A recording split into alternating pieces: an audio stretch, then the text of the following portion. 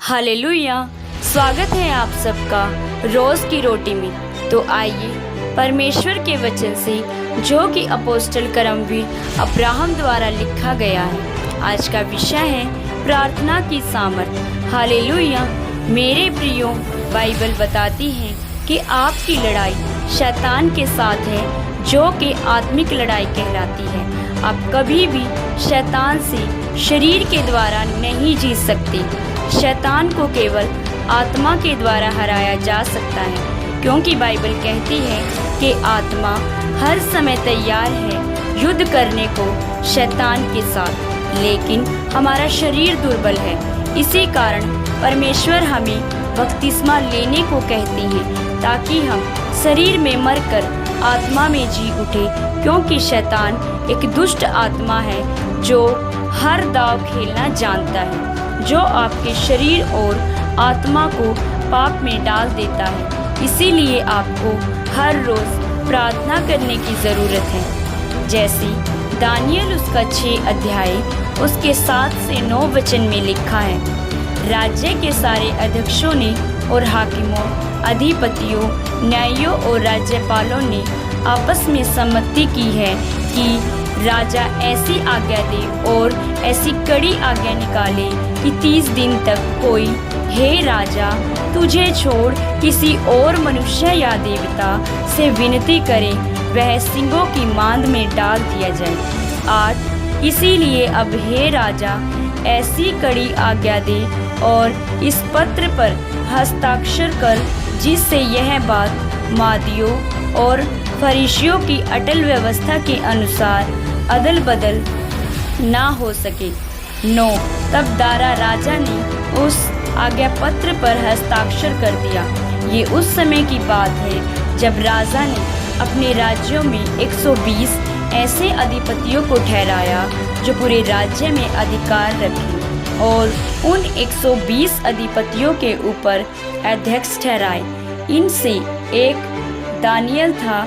Daniel ईमानदार था, ना तो उसने कभी राजकोष में चोरी की और ना ही किसी को करने दी। ये देख राजा बहुत खुश हुआ, और राजा ये भी सोचने लगा कि दानियल को पूरे राज्य के ऊपर अध्यक्ष ठहराए, जिसके कारण सभी अधिपति दानियल की ईमानदारी के कारण उसे नष्ट करने की सोचने की योजना बनाने लगे, और दानियल में कोई गलती नहीं पाई गई।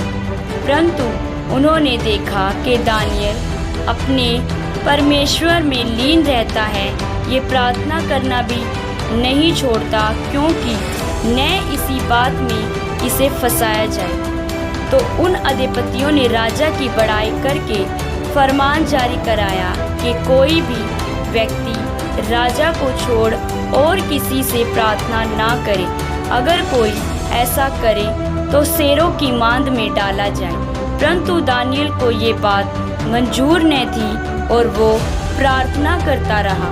क्या आप जानते हैं, जितने वहाँ परमेश्वर से प्रार्थना करने वाले थे, उन सब में प्रार्थना करना बंद कर दिया, और दानियल अकेला ऐसा व्यक्ति था जिसने प्रार्थना करना नहीं छोड़ा।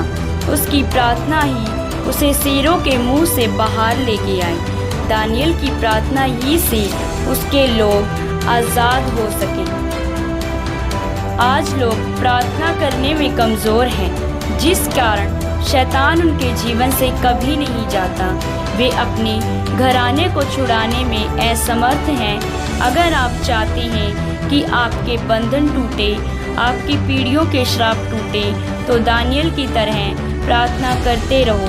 किसी दाव में या काम में बिजी होने के कारण कभी भी प्रार्थना बंद न करें, क्योंकि प्रार्थना बिना आपका विश्वास अधूरा है। बिना प्रार्थना आपके काम मरे हुए हैं। बिना प्रार्थना आप परमेश्वर से कुछ नहीं पा सकते। बिना प्रार्थना आप शैतान के साथ युद्ध नहीं कर सकते, क्योंकि हम आत्मिक लोगों की खुराक है प्रार्थना। जब आप प्रार्थना करें तो परमेश्वर आपकी प्रार्थना का जवाब देंगे। आमीन।